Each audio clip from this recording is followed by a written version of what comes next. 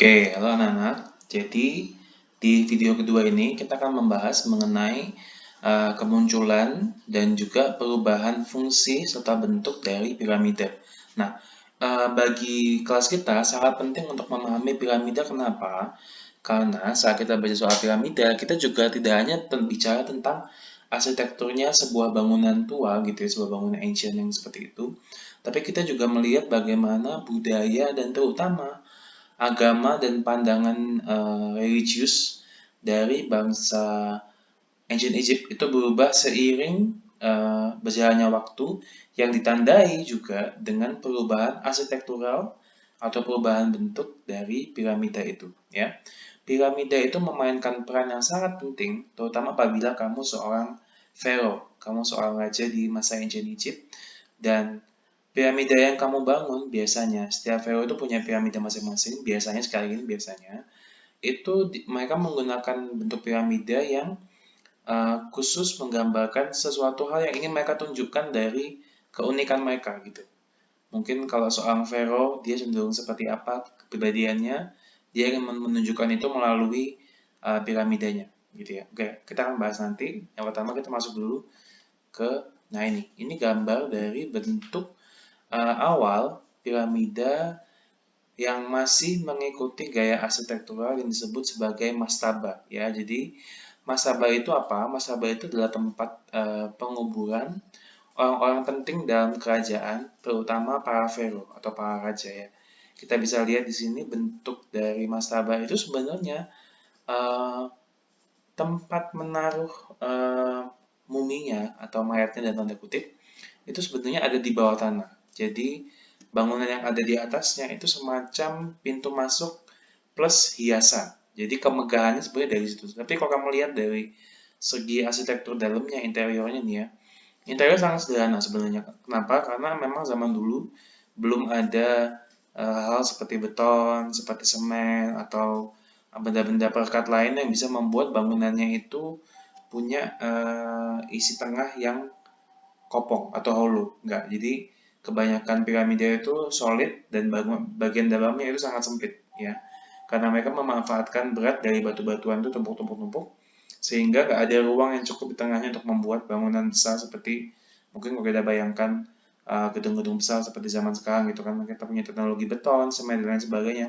Kita bisa membuat bangunan besar dengan dalamnya yang cenderung hollow. Tapi kalau zaman dulu nggak bisa. Zaman dulu kalau bangunan depannya besar, terbuat dengan batu-batu yang terbuat dari lumpur yang dikeringkan ini, mud bricks gitu ya.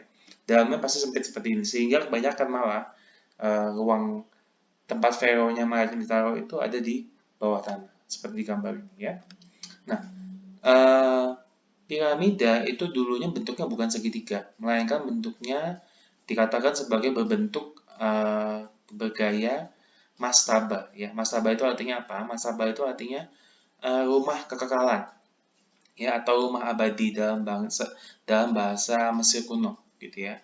Nah, mastaba ini dibangun oleh para pharaoh ya, para raja di ancient Egypt untuk menaruh jasad mereka sendiri saat mereka nanti mati gitu. Ini semacam future planning gitu ya. Kalau pharaohnya mau mati, sebelum dia mati atau mungkin saat dia masih muda, saat dia baru mulai memimpin, dia akan mulai memikirkan kira-kira nanti dia akan dimakamkan di mana gitu ya.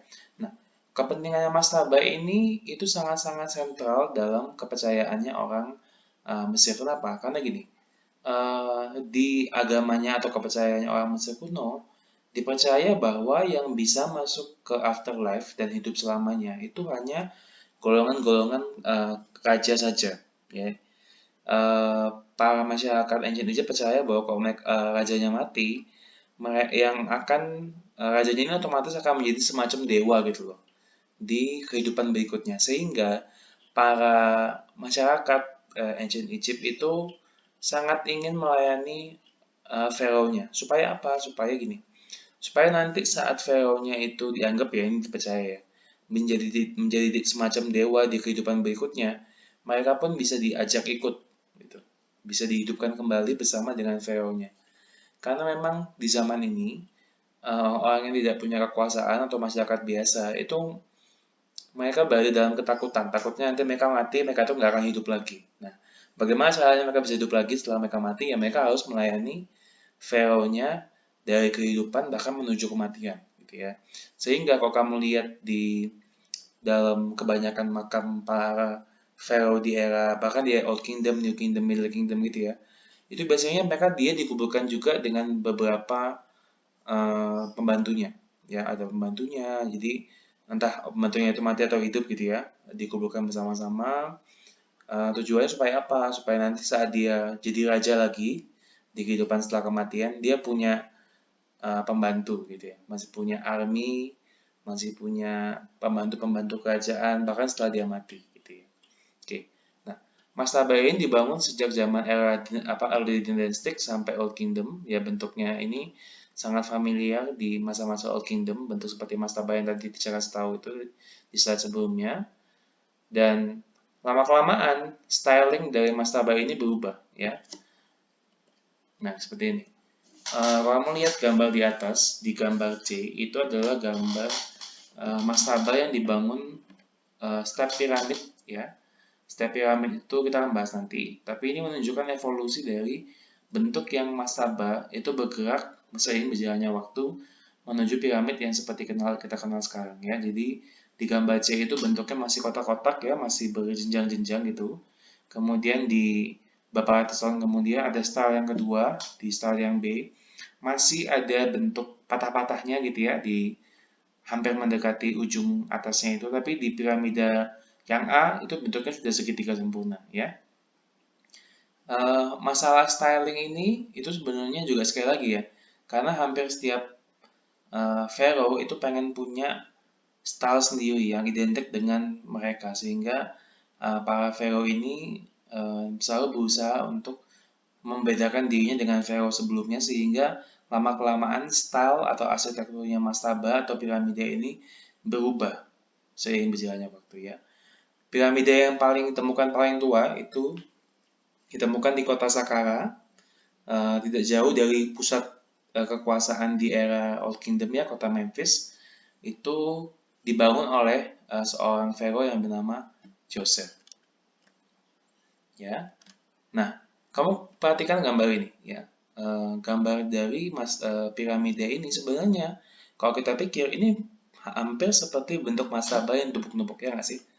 Seperti mastaba yang ditumpuk 4 atau 5 tingkat gitu ya. Jadi sebenarnya unsur dari mastabanya itu masih ada tapi sudah mulai berubah ya. Piramida ini dibangun oleh Imhotep. Tadi kita belajar di pertemuan sebelumnya, Imhotep itu adalah wakil dari Pharaoh di masa itu, dan dia punya ide untuk membangun mastabanya bertumpuk-tumpuk seperti ini. Dia belum menemukan penjelasannya kenapa tiba-tiba Imhotep ini punya ide untuk membuat bentuk mastaba yang bertumpuk-tumpuk, tapi lama-kelamaan bentuk dari piramida Djoser inilah yang mendorong perubahan dari mastaba, bentuk yang mastaba ke bentuk piramida sehingga sampai segitiga sempurna yang kita lihat sekarang, gitu ya. Dan piramida Djoser ini merupakan the world's oldest monumental structures. Jadi merupakan bangunan monumen tertua yang dibangun oleh manusia yang kita temukan sekarang. Dibangunnya tahun kira-kira 2600 something BCE gitu ya. Oke, ini orangnya yang membangun. Raja atau Pharaoh Djoser menguasai kira-kira 29 tahun dia berkuasa di masa Old Kingdom. Dan tadi pencapaian yang paling terbesar yang paling kita lihat sekarang paling monumental ya tadi ya, step piramid, istilahnya adalah step piramid atau nama lainnya piramida Djoser. Ya, nama lainnya itu step piramid. Nah, seperti ini. Consists of several mastaba tombs over one another ya. Lihat di level-level atasnya mastaba ini sebenarnya nggak ada ruangan. Itu sebenarnya hanya tumpukan-tumpukan dari batu yang disusun. Tapi sebenarnya ruangan aslinya itu ada di bawah, ya nggak sih? Ya, di bawah tanah sebenarnya. Jadi bagian atas itu hanya monumen. Tapi kalau fungsi arsitekturalnya di mana mayatnya si Djoser ini disimpan tuh sebenarnya ada di bawah tanah. Gitu ya. Nah, setiap piramida sebenarnya anak-anak, hampir setiap piramida itu sebenarnya itu nggak cuma terdiri dari satu gedung. Ya. Piramidanya Djoser ini atau step piramid ini sebenarnya para peneliti sejarawan Egyptologis itu berpendapat bahwa itu terdiri dari berbagai macam struktur aslinya, ya. Sebuah kompleks yang besar yang berisi begitu banyak monumen, ya. Ada altar, ada tembok-tembok, gitu ya. Kamu bisa baca sendiri ya. Kemudian ada rumah-rumah tempat tinggalnya para pembangun setiap piramid ini, kemudian ada tempat untuk menyembah, gitu ya.